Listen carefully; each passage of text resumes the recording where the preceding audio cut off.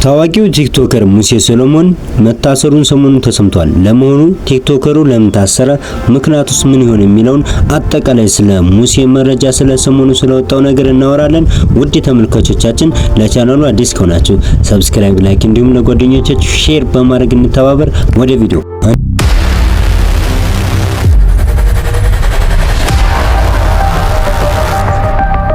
እንደሚታወቀው ብዙ ሰዎች ሙሴ ሰሎሞንን እንደ ታማኝ ዜና ምንጭነት ይጠቀሙታል።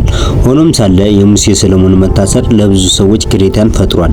1.9 ሚሊዮን በላይ ተከታይ ያሉት ሙሴ ሰሎሞን ሕግ ስለተላለፈበት ነገር ስለመኖሩ ከሕግ አካላትም ጭምር እየተነገረ ይገኛል።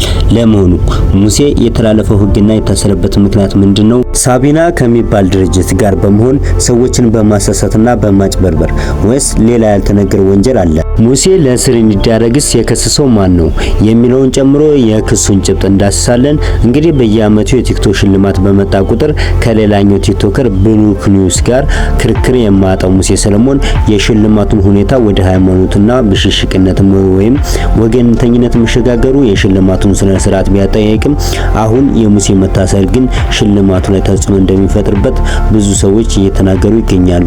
ውድ ተመልካቾቻችን የዘንድሮ ሽልማት ስለማን ይገባዋል ትላላችሁ? በኮሜንት ጻፉልን።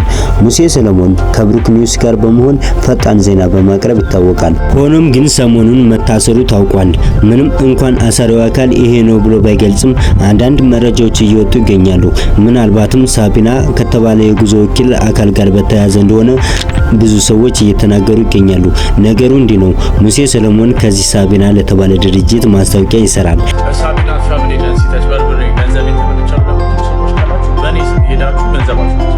እነዚህ ቁጥሮች መጠቀም ትችላላችሁ። ፕሮሰሳችሁ ከተሳካ ደግሞ ቀሪ ክፍያችሁን ከፍላችሁ ከዚህ ሀገር ትወጣላችሁ፣ በውጭ ሀገር የስራ እድል ታገኛላችሁ ማለት ነው። ስለዚህ እኔም ፖስት ያደረግላችሁ ሳቢና የሚያቀርብላችሁ የስራ እድል ምንም ማጭበርበር የለውም። ይህንን ማስታወቂያ በማየት በርካቶች ለፍተው ያመጡትን ብር መበላታቸውን አንድም ሁለትም ሰዎች በርካታ ሰዎች ማለት ነው በየሚዲያው እየወጡ ተናገሩ።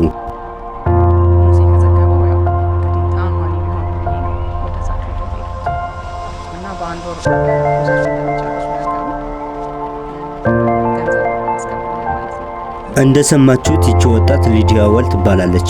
ሙሴ ሰሎሞን በስራው ማስታወቂያ በማመን ብሯን እንደተበላችም ትናገራለች። ያልፍልኛል ብዬ ቤተሰቤንም አስቸግሬ ብሬን ብሰጥም በሉኝም ትላለች። ሳቢና የተባለ ድርጅትም ቢሮን ዘግቶ ጠፍቷል። ሊዲያ ብቻ ሳትሆን ይህም ወጣት በሙሴ በተሰራ ማስታወቂያ በማመን መዘረፉንም ይናገራል። እንዳደመጣችሁት ወጣቱ ወርቁን ሸጦ እህቱ በሰው ሀገር የምታገኘውን በመጨመር ቢከፍላቸውም ተስፋው ጉም እንደ መጨበጥ ሆኗል። በዚህ ወጣት ንግግር ላይ ማድመጥ እንደተቻለው ሙሴ ሰሎሞንን በማመን አይደለም ቼክ ሰጠውም ባይሰጥም እንኳን እከፍላቸው ነበር ሲል ይደመጣል። እዚህ ጋር ማወቅ ያለብን ሰዎችን እስከ ድረስ ማመን እንዳለብን ማወቅ ነው።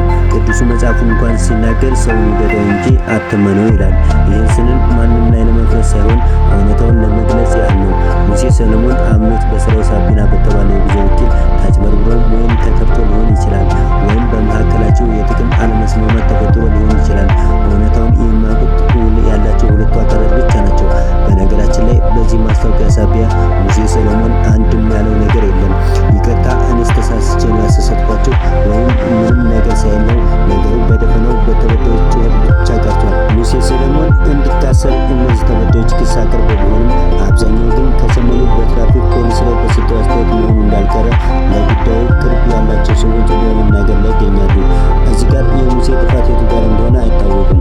ሙሴ በዕለቱ የገጠመውን ነገር ነው የተናገረው። ሙሴ በዚህ ቪዲዮ ላይ ባልተገባ ቃላት ወይም አግባብ በሌለው ነገር መንግስትም ሆነ ሌላ አካልን አልተናገረም። የደረሰበትን ነገር ነው እንጂ ያካፈላል። ይህ ደግሞ የመናገር መብት ነው። ሙሴ ሰሎሞን ከመታሰሩ በፊት በቲክቶክ አዋርድ በኢንፎርማቲቭ ክሬቲቭ አዋርድ ላይ ከሌላኛው ብሩክ ኒውስ ጋር ባላቸው ፍክክር ይታወቃል። ለተከታታይ 2 ዓመት አዋርድ አሸናፊ የሆነው ሙሴ ሰሎሞን ባሳለፍነው ዓመት ሽልማቱ በእጅግ አወዛጋቢ ሆኖ አልፏል። ከሽልማቱም በኋላ በርካታ ይገባዋል አይገባውም አስተያየቶች እየተላፈሱ ነበር። ልክ እንደ አምናው የዘንድሮም ካሁኑ ማወዛገቡን ቀጥሏል። ግማሹ ብሩክ ኒውስ የዘንድሮ ይገባዋል፣ ሌላኛው ደግሞ ሙሴ ሰለሞን ሃትሪክ መስራት አለበት ይላሉ። እንደዚህ ካለው ፉክክርም በስተጀርባ ፉክክሩን የሃይማኖት ለማድረግ የተነሱ ነገሮችን ተመልክተናል። እንደሚታወቀው ብሩክ ኒውስ የኦርቶዶክስ ተከታይ ሲሆን ሙሴ ደግሞ የፕሮቴስታንት ተከታይ ነው። ታዲያ እንደዚህ ሲሆን ሁለቱም በሰሩት ልክ መመዘን ሲገባቸው በዚህ መልኩ ወደ ሃይማኖት መሄዱ ተገቢ አይደለም። ብሩክ ኒውስ ካለው 2 ሚሊዮን ተከታይ ውስጥ ሁሉም የኦርቶዶክስ ሃይማኖት ተከታይ አይደለም። ሙሴ ሰለሞንም ሁሉም የፕሮቴስታንት ተከታይ አይደለም። እንዲህ አይነቱ መመዘኛ ትተን ምክንያታዊ መሆን ተገቢ ነው ብዬ አስባለሁ። እንዲህና መሰል ተግባራት ላይ ተሰማርተው ህልሞትን ከመበተን ይልቅ አንድም ሁለትም ጊዜ ማሰብን መርጠው ሰውን ሲያምኑ ትክክለኛ ነገርን ማሰብ እንድናዳብር ስንል እንገልጻለን። በሌላ ቪዲዮ እስከምንገናኝ መልካም ህይወት ተመኝንላችሁ።